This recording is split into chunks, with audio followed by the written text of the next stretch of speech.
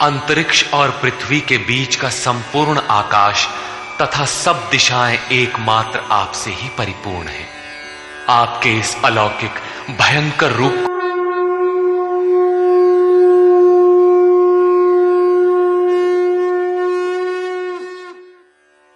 संसार में जितने भी धार्मिक मतमतांतर हैं, वो सबके सब किसी महापुरुष के पीछे श्रद्धालुओं का संगठित समाज है। महापुरुष की एकांत भजन स्थली ही कालांतर में तीर्थ, आश्रम, मठ और मंदिरों का रूप ले लेते हैं, जहां महापुरुष के नाम पर जीविकोपार्जन से लेकर विलासिता तक के साधन जुटाए जाते हैं। गद्दियां महापुरुष के बाद बनती हैं, गद्दियों से कोई महापुरुष नहीं बनता। इसीलिए धर्म सदा से ही प्रत्यक्षदर्शी महापुरुष के क्षेत्र की वस्तु रहा है। गीता ऐसे ही निर्विवाद महापुरुष योगेश्वर भगवान श्री कृष्ण की वाणी है, जिसके चिरंतन सत्यों से आपका साक्षात करा रहा है यथार्थ गीता का ये कैसेट प्रसारण।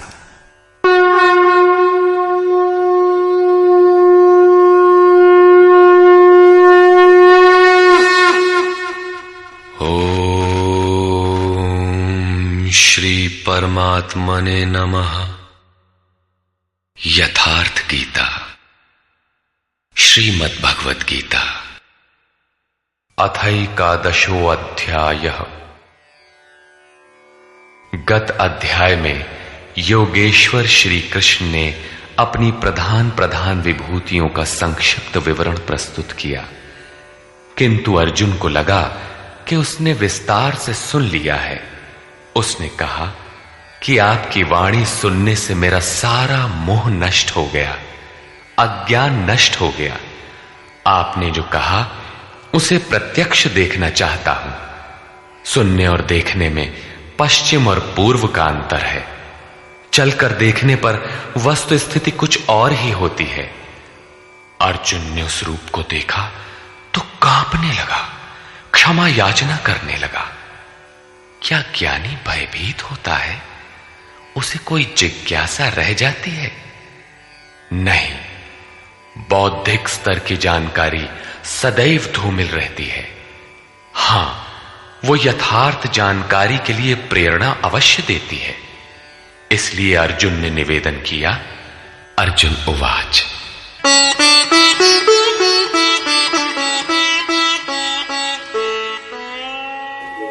मदनुग्रहाय परमं गुह्यमध्यात्मसंगितं यत्त्वयोक्तं वचस्तेन मोहोऽयं विगतो मम। भगवान, मुझ पर अनुग्रह करने के लिए जो आपके द्वारा गोपनीय अध्यात्म में प्रवेश दिलाने वाला उपदेश कहा गया, उससे मेरा ये अज्ञान नष्ट हो गया, मैं ज्ञानी हो गया। भवाप्ययौ हि भूतानां श्रुतौ विस्तरशो मया त्वत्तः कमलपत्राक्ष माहात्म्यमपि चाव्ययम्। कि हे कमल नेत्र, मैंने भूतों की उत्पत्ति और प्रलय आपसे विस्तार पूर्वक सुना है तथा आपका अविनाशी प्रभाव भी सुना है। एवमेतद्यथार्थत्वम् आत्मानं परमेश्वर द्रष्टुमिच्छामि ते रूपम् ऐश्वरं पुरुषोत्तम।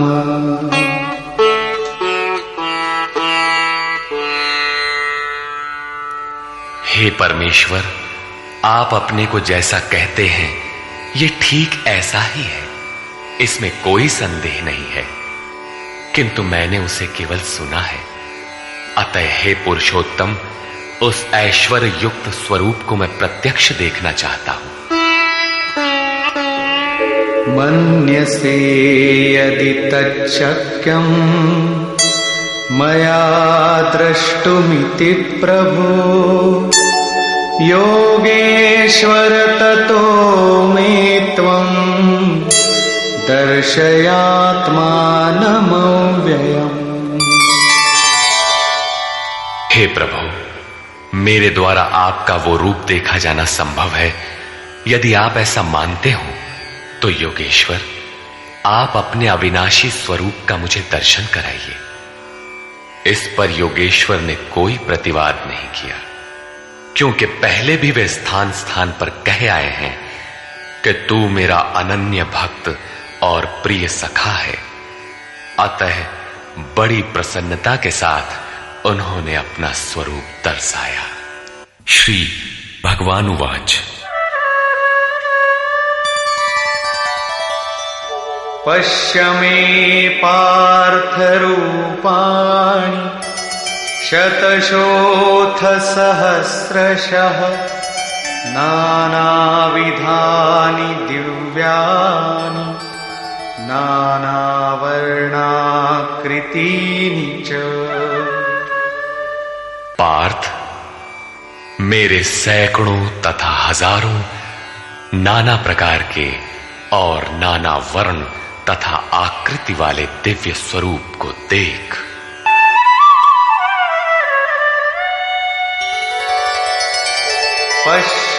पश्यादित्यान् वसून् रुद्रान् अश्विनो मरुतस्तथा बहून्यदृष्टपूर्वाणि पश्याश्चर्याणि भारत। हे भारत, अदिति के 12 पुत्रों, 8 वसुओं, 11 रुद्रों, दोनों अश्विनी कुमारों और 49 मरुदगणों को देख, तथा अन्य बहुत से पहले तुम्हारे द्वारा कभी न देखे हुए आश्चर्यमय रूपों को देख।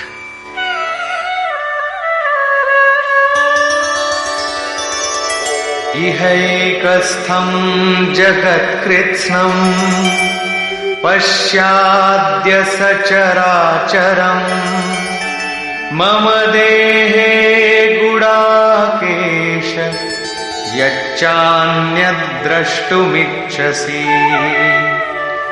अर्जुन, अब मेरे इस शरीर में एक ही स्थान पर स्थित हुए चराचर सहित संपूर्ण जगत को देख, तथा और भी जो कुछ देखना चाहता है वो देख। इस प्रकार तीनों श्लोकों तक भगवान लगातार दिखाते चले गए, किंतु अर्जुन को कुछ दिखाई नहीं पड़ा। वो आंखें मलता रह गया। अतः ऐसा दिखाते हुए भगवान सहसा रुक जाते हैं और कहते हैं, न तु मां शक्यसे द्रष्टुम् अनेनैव स्वचक्षुषा दिव्यं ददामि ते चक्षुः पश्य मे योगमैश्वरम्।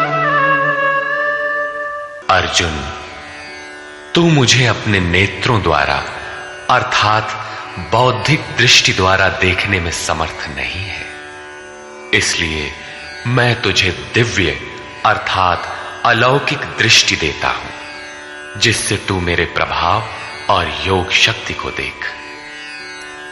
इधर योगेश्वर श्री कृष्ण के कृपा प्रसाद से अर्जुन को वही दृष्टि प्राप्त हुई, उसने देखा।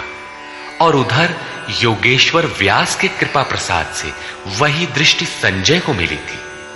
जो कुछ अर्जुन ने देखा अक्षरशः वही संजय ने भी देखा और उसके प्रभाव से अपने को कल्याण का भागी बनाया।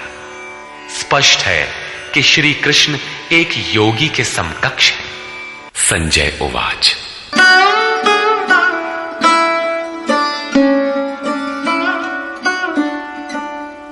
एवमुक्त्वा ततो राजन् महायोगेश्वरो हरिः दर्शयामास पार्थाय परमं रूपमैश्वरम्। संजय बोला, हे राजन, महायोगेश्वर हरि ने इस प्रकार कहकर उसके उपरांत पार्थ को अपना परम ऐश्वर्य युक्त दिव्य स्वरूप दिखाया, जो स्वयं योगी है और दूसरों को भी योग प्रदान करने की जिसमें क्षमता हो। जो योग का स्वामी हो उसे योगेश्वर कहते हैं। इसी प्रकार सर्वस्व का हरण करने वाला हरि है। यदि केवल दुखों का हरण किया और सुख छोड़ दिया तो दुख आएगा। अतः सब पापों के नाश के साथ सर्वस्व का हरण करके अपना स्वरूप देने में जो सक्षम है वो हरि है। उन्होंने पार्थ को अपना दिव्य स्वरूप दिखाया। सामने तो खड़े ही थे। अनेकवक्त्रनयनम् अनेकाद्भुतदर्शनम् अनेकदिव्याभरणम् दिव्यानीकोद्यतायुधम्। अनेक मुख और नेत्रों से युक्त, अनेक अद्भुत दर्शनों वाले, अनेक दिव्य भूषणों से युक्त और अनेक दिव्य शस्त्रों को हाथ से उठाए तथा दिव्यमाल्याम्बरधरम् दिव्यगन्धानुलेपनम् सर्वाश्चर्यमयम् देवम् अनंतं विश्वतोमुखम्। दिव्य माला और वस्त्रों को धारण किए हुए, दिव्य गंध का अनुलेपन किए हुए, सब प्रकार के आश्चर्यों से युक्त, सीमा रहित विराट स्वरूप परमदेव को दृष्टि मिलने पर अर्जुन ने देखा। दिवि सूर्यसहस्रस्य भवेद्युगपदुत्थिता यदि भासदृशी सा स्यात् भासस्तस्य महात्मनः। संजय बोला, हे राजन, आकाश में एक साथ 1000 सूर्यों के उदय होने से जितना प्रकाश होता है, वो भी विश्व रूप उन महात्मा के प्रकाश के सदृश कदाचित ही हो। यहां श्री कृष्ण महात्मा ही है, योगेश्वर थे।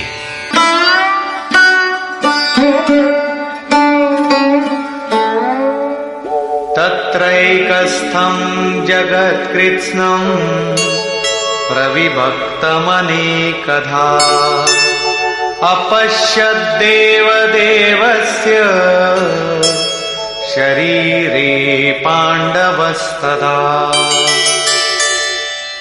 पांडुपुत्र अर्जुन ने, पुण्य ही पांडु है, पांडु ही अनुराग को जन्म देता है। उस समय अनेक प्रकार से विभक्त हुए संपूर्ण जगत को उन परम देव के शरीर में एक जगह स्थित देखा।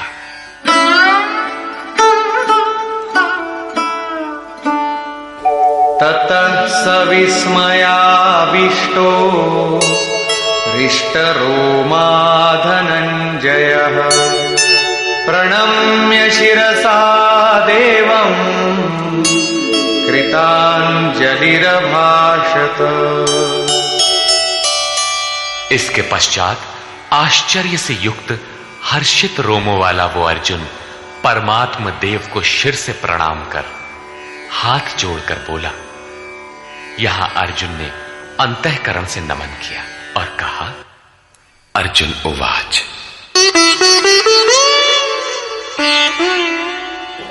पश्यामि देवांस्तव देवदेहे सर्वांस्तथा भूतविशेषसङ्घान् ब्रह्माणमीशं कमलासनस्थं ऋषींश्च सर्वानुरगांश्च दिव्यान्।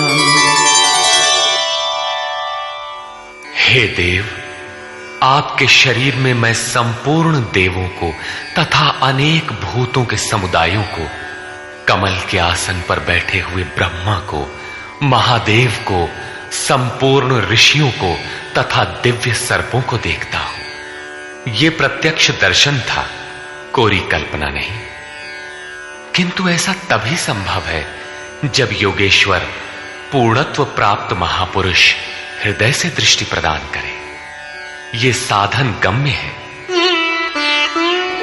अनेक बाहूदर वक्त्र नेत्रम् पश्यामि त्वां सर्वतोऽनन्तरूपम् नान्तं न मध्यं न पुनस्तवादिम् पश्यामि विश्वेश्वर विश्वरूप। विश्व के स्वामी, मैं आपको अनेक हाथ, पेट, मुख और नेत्रों से संयुक्त तथा सब ओर से अनंत रूपों वाला देखता हूं। हे विश्वरूप, न मैं आपके आदि को, न मध्य को और न अंत को ही देखता हूं, अर्थात आपके आदि, मध्य और अंत का निर्णय नहीं कर पा रहा हूं। किरीटिनं गदिनं चक्रिणं च तेजो राशिं सर्वतो दीप्तिमन्तम् पश्यामि त्वां दुर्निरीक्षं समन्तात् दीप्तानलार्कद्युतिमप्रमेयम्।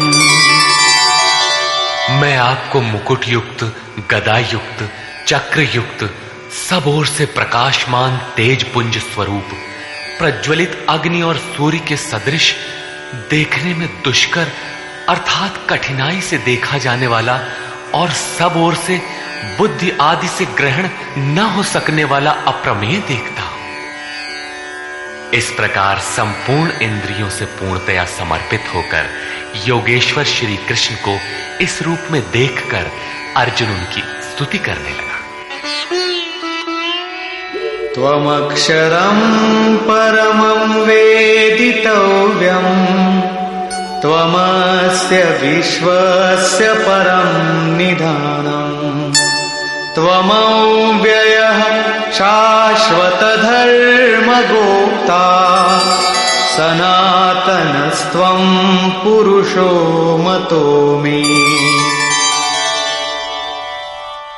भगवान, आप जानने योग्य परम अक्षर अर्थात अक्षय परमात्मा है। आप इस जगत के परम आश्रय हैं।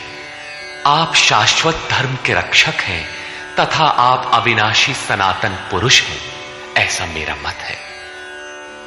आत्मा का स्वरूप क्या है? शाश्वत है, सनातन है, अव्यक्त रूप है, अविनाशी है। यहां कृष्ण का क्या स्वरूप है? वही शाश्वत, सनातन, अव्यय, अविनाशी, अर्थात प्राप्ति के पश्चात महापुरुष भी उसी आत्म भाव में स्थित होता है। तभी तो भगवान और आत्मा एक ही लक्षण वाले। अनादिमध्यान्तमनंत वीर्यम् अनंत बाहुं शशि सूर्य नेत्रम् पश्यामि त्वां दीप्तहुताशवक्त्रम् स्वतेजसा विश्वमिदं तपन्तम्।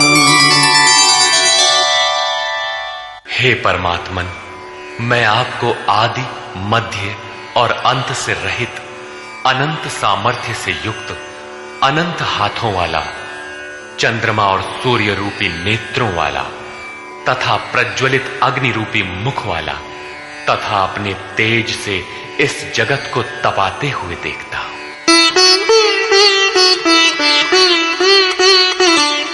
द्यावा पृथिव्योरिदमन्तरं हि व्याप्तं त्वयैकेन दिशश्च सर्वाः दृष्ट्वाद्भुतं रूपमुग्रं तवेदं लोकत्रयं प्रव्यथितं महात्मन्।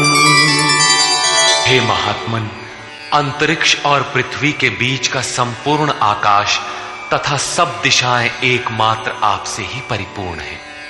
आपके इस अलौकिक भयंकर रूप को देखकर तीनों लोग अत्यंत व्यथित हो रहे हैं। अमीहि त्वां सुरसंघा विशन्ति, केचिद्भीता प्राञ्जलयो गृह्णन्ति। स्वस्तीत्युक्त्वा महर्षि सिद्धसंघा, स्तुवन्ति त्वां स्तुतिभिः पुष्कलाभिः। वे देवताओं के समूह आप में ही प्रवेश कर रहे हैं और कई एक भयभीत होकर हाथ जोड़े हुए आपके गुणों का गान कर रहे हैं। महर्षि और सिद्धों के समुदाय स्वस्ति वाचन अर्थात कल्याण हो ऐसा कहते हुए संपूर्ण स्तोत्रों द्वारा आपकी स्तुति कर रहे हैं। रुद्रादित्या वसवो ये च साध्या, विश्वेश्विनो मरुतश्चोष्मपाश्च।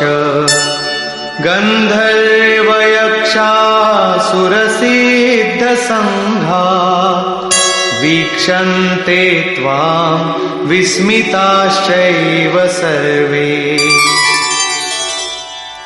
रुद्र, आदित्य, वसु, साध्य, विश्वदेव, अश्वनी कुमार, वायुदेव और पितरों तथा गंधर्व, यक्ष, राक्षस और सिद्धों के समुदाय सभी आश्चर्य से आपको देख रहे हैं, अर्थात देखते हुए भी समझ नहीं पा रहे, क्योंकि उनके पास वो दृष्टि ही नहीं है। कृष्ण ने पीछे बताया था कि आसुरी स्वभाव वाले लोग मुझे तुच्छ कहकर संबोधित करते हैं, सामान्य मनुष्य जैसा मानते हैं, जबकि मैं परम भाव में परमेश्वर रूप में स्थित हूं। यद्यपि हूं मनुष्य शरीर के आधार वाला, उसी का विस्तार यहां है कि वे आश्चर्य से देख रहे हैं, यथार्थतः समझ नहीं पा रहे हैं, नहीं देखते।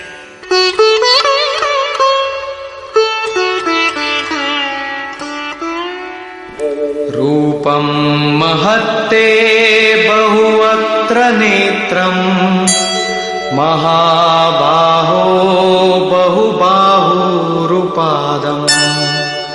बहूदरं बहुदंष्ट्राकरालम्, दृष्ट्वा लोका प्रव्यथितास्तथाहम्।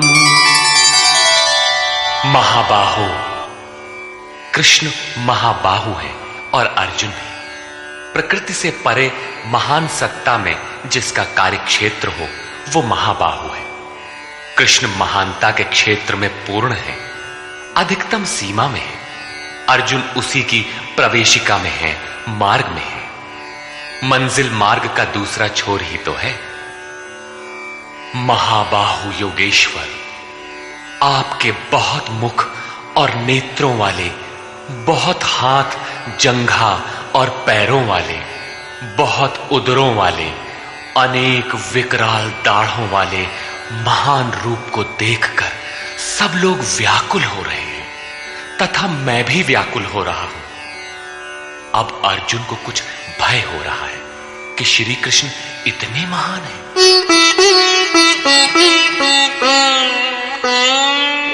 नभस्पृशं दीप्तमनेकवर्णम्, व्यात्ताननं दीप्तविशालनेत्रम्। दृष्ट्वा हि त्वां प्रव्यथितान्तरात्मा, धृतिं न विन्दामि शमं च विष्णो।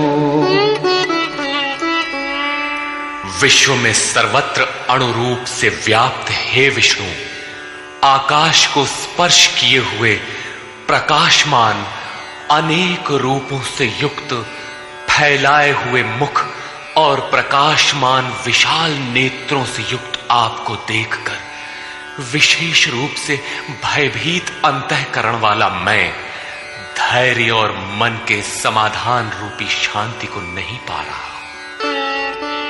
दंष्ट्राकरालानि च ते मुखानि दृष्ट्वैव कालानलसन्निभानि दिशो न जाने न लभे च शर्म प्रसीद देवेश जगन्निवास। आपके विकराल दाढ़ों वाले और कालाग्नि के समान प्रज्वलित मुखों को देखकर मैं दिशाओं को नहीं जान पा रहा हूं। चारों ओर प्रकाश देखकर दिशा भ्रम हो रहा है। आपका ये रूप देखते हुए मुझे सुख भी नहीं मिल रहा है। देवेश, हे जगन निवास, आप प्रसन्न हो। अमी च त्वां धृतराष्ट्रस्य पुत्राः सर्वे सहैवावनिपालसङ्घैः भीष्मो द्रोणः सूतपुत्रस्तथासौ सहास्मदीयैरपि योधमुख्यैः। वे सभी धृतराष्ट्र के पुत्र राजाओं के समुदाय सहित आप में प्रवेश कर रहे हैं और भीष्म पितामह, द्रोणाचार्य तथा वो कर्ण जिससे अर्जुन बहुत भयभीत था, वो कर्ण एवं हमारी ओर के भी प्रधान योद्धाओं सहित सब के सब वक्त्राणि ते त्वरमाणा विशन्ति दंष्ट्राकरालानि भयानकानि केचिद्विलग्ना दशनान्तरेषु सन्दृश्यन्ते चूर्णितैरुत्तमाङ्गैः। बड़े वेग से आपके विकराल दाढ़ों वाले भयानक मुखों में प्रवेश कर रहे हैं तथा उनमें से कितने ही चूर्ण हुए सिरों सहित आपके दांतों के बीच में लगे हुए दिखाई पड़ रहे हैं। वे किस वेग से प्रवेश कर रहे हैं, अब उनका वेग देखिए। यथा नदीनां बहवोऽम्बुवेगाः समुद्रमेवाभिमुखा द्रवन्ति तथा तवामी नरलोकवीरा विशन्ति वक्त्राण्यभिविज्वलन्ति। जैसे नदियों के बहुत से जल प्रवाह अपने में विकराल होते हुए भी समुद्र की ओर दौड़ते हैं, समुद्र में प्रवेश करते हैं, ठीक उसी प्रकार वे शूरवीर मनुष्यों के समुदाय आपके प्रज्वलित मुखों में प्रवेश कर रहे हैं। अर्थात वे अपने में शूरवीर तो हैं, किंतु आप समुद्रवत हैं। आपके समक्ष उनका बल अत्यल्प है। वे किस लिए और किस प्रकार प्रवेश कर रहे हैं, इसके लिए उदाहरण प्रस्तुत है। यथा प्रदीप्तं ज्वलनं पतंगा विशन्ति नाशाय समृद्धवेगा तथैव नाशाय विशन्ति लोकाः तवापि वक्त्राणि समृद्धवेगा। जैसे पतंगे नष्ट होने के लिए ही प्रज्वलित अग्नि में अति वेग से प्रवेश करते हैं, वैसे ही ये सब प्राणी भी अपने नाश के लिए आपके मुखों में अत्यंत बढ़े हुए वेग से प्रवेश कर रहे हैं। लेलीहसे ग्रसमानः समन्तात् लोकान् समग्रान् वदनैर्ज्वलद्भिः तेजोभिरापूर्य जगत् समग्रम्